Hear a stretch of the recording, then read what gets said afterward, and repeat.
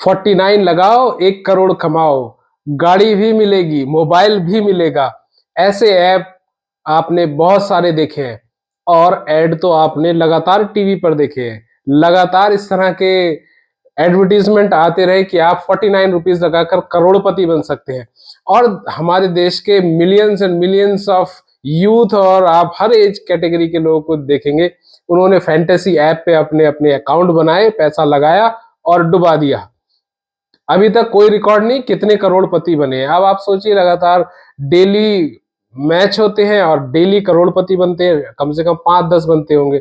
और कितने सालों से ऐप चल रही है, इसका मतलब कि हजारों करोड़पति बना चुकी है ये वाली ऐप। लेकिन ऐसा कुछ भी नहीं है। इस पर पहले भी विवाद हुआ, केस हुआ, फैंटेसी एप्स जीत गई थी केस को, लेकिन लोगों ने फिर से कंसर्न उठाए, फिर से केस किया। अब ऑनलाइन गेमिंग बिल आ गया है 2025। अब उन सब के अरमानों पर पानी फिर गया जो करोड़पति बनने का सपना लगाए बैठे थे। 49 रुपए में करोड़पति अब आप नहीं बन पाएंगे। देखिए, बैन हो गई हैं apps, dream 11, MPL, rummy circle और इस तरह की जितनी ऐप है उन सबको बैन कर दिया गया है। अब आपको ये बताने की जरूरत नहीं है लोगों को कि भाई स्किल की वजह से हम जीत रहे थे या चांस था या कुछ भी था। ये सब गैर कानूनी है, सब कुछ अब बैन हो चुका है। यहां तक कि इसके विज्ञापन पर, प्रमोशन पर, पेमेंट पर, सब चीज पर रोक लगा दी गई है। अब इसकी कानूनी सजा भी हो गई है। अगर भाई साहब इस तरह की ऐप आती है तो इस पर 1 करोड़ रुपए का जुर्माना और 3 साल की सजा का प्रावधान रख दिया गया है। यह है गेम चलाने वालों पर। दूसरा है जो विज्ञापन करेंगे उन लोगों पर भी जुर्माना लगेगा। 50 लाख रुपए का जुर्माना है और 2 साल की जेल है। लेकिन जो बार बार उल्लंघन करते हैं, भाई मानते ही नहीं है बात को, उन पर तो जुर्माना डबल कर दिया गया, यानी कि 2 करोड़ रुपए का जुर्माना लगा दिया।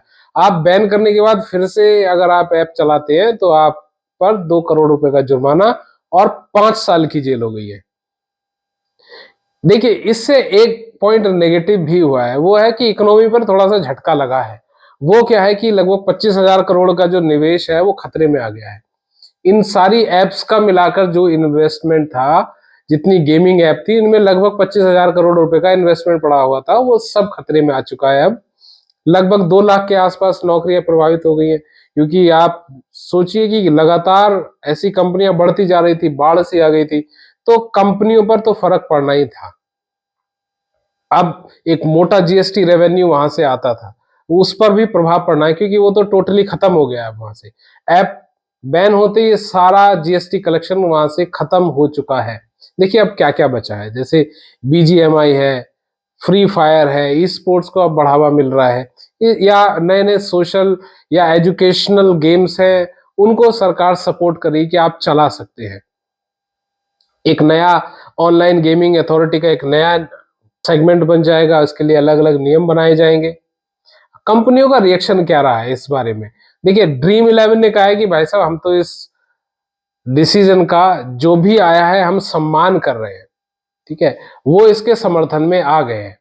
लेकिन A23 है, उसने कोर्ट में चुनौती दे दी है कि भाई नहीं, हम डिसीजन को नहीं मानेंगे, इस बिल को नहीं मानेंगे। अब देखिए आगे क्या होता है, ये तो कुछ नहीं कह सकते। लेकिन ड्रीम 11 ने अपने आप को अब ऑनलाइन गेमिंग से हटाकर स्टॉक ट्रेडिंग की तरफ शिफ्ट कर लिया है, ठीक है। अब ये स्टॉक ट्रेडिंग में जा रहे हैं।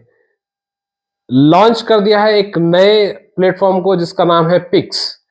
इसके बारे में अगर आपको डिटेल वीडियो चाहिए तो आप हमें बता दीजिए, हम बना देंगे इस पर भी, क्योंकि इसका एक नया प्लेटफॉर्म है पिक्स। ये क्या कर रहा है, ये ओपिनियन ट्रेडिंग कर रहा है, जहां पर यूजर्स रियल वर्ल्ड को जितने इवेंट्स हो रहे हैं उनको ट्रेड कर सकते हैं। एक और कंपनी है sixer, fantasy stock trading company है, उसको एक्वायर कर लिया है। अब इस फील्ड में वो शिफ्ट हो गई है। यहाँ पर जितने भी खिलाड़ी हैं उनको स्टॉक्स की तरह ट्रेड किया जाता है, उनके प्रदर्शन के बेस पे उनके जो वैल्यूज है वो घटती बढ़ती रहती है, ठीक है। ऐसा मूव क्यों हुआ है कि जितने भी प्रिडिक्टिव बिहेवियर डेवलप हुए हैं लोगों के, यानी कि आप और हमारे जितने लोग फैंटेसी लीग्स में खेलते थे या अपने अकाउंट्स बनाए हुए थे या अपना कहते हैं हम टीम बनाकर खेल रहे थे, उनका बिहेवियर प्रिडिक्टिव हो गया था कि ये अच्छा खेलेगा, ये खराब खेलेगा, इस तरह से वो बिहेवियर डेवलप हो गया था। अब इस स्किल को ट्रेड किया जाएगा फाइनेंस की तरफ। अब गेमिंग और फिनटेक के बीच की दूरी को खत्म करने पर ड्रीम इलेवन लग गई है कि इसको कैसे किया जाए। इसका एक बेनिफिट उनको मिलने वाला है क्योंकि उनके पास एक मैसिव यूजर बेस है, लगभग 220 मिलियन के आसपास उनके यूजर्स हैं, उनके पास एक अच्छा खासा डेटा है। इसका एडवांटेज फैंटेसी एप्स को मिलने वाला है। यहाँ पर मैंने 2-3 चीजें बता दी कि रेवेन्यू लॉस हो रहा है, लगभग 25,000 करोड़ का जो निवेश है वो खतरे में आ गया है, नौकरियां प्रभावित हो गई हैं, छोटे गेमिंग स्टार्टअप है वो बंद हो जाएंगे, वो पैसा ही नहीं मिलेगा उनको, अब तो उनका फ्यूचर थोड़ा खतरे में लग रहा है। यूजर माइग्रेट हो रहे हैं, फैंटेसी स्पोर्ट्स के यूजर्स अब ई स्पोर्ट्स पे जा रहे हैं, क्रिप्टो में जा रहे हैं, स्टॉक ट्रेडिंग की तरफ मूव होंगे। ठीक है, अभी भी लीगल कंफ्यूजन बना हुआ है कि भाई स्किल और चांस वाली जो बहस थी ना वो फिर से गर्म हो गई। जो पहले चल रहा था कि भाई ये स्किल बेस्ड है जो प्रिडिक्शन है या चांस बेस्ड है, अब इसके बारे में फिर से लोग डिस्कस करने लग गए हैं। कई कंपनियां हैं जिन्होंने सुप्रीम कोर्ट में इस डिसीजन को चुनौती भी दी है। देखते हैं आगे क्या रिजल्ट आता है। इसके बारे में आपकी क्या राय है? आप क्या सोचते हैं कि फैंटेसी ऐप चलनी चाहिए, ये जुआ जो चल रहा था इसको चलते रहने देना चाहिए सरकार को, या रेगुलेशन बने या इसको चेंज किया जाए? क्या किया जाए आप बता सकते हैं, या आपको कुछ पूछना है तो आप हमें कमेंट कर सकते हैं।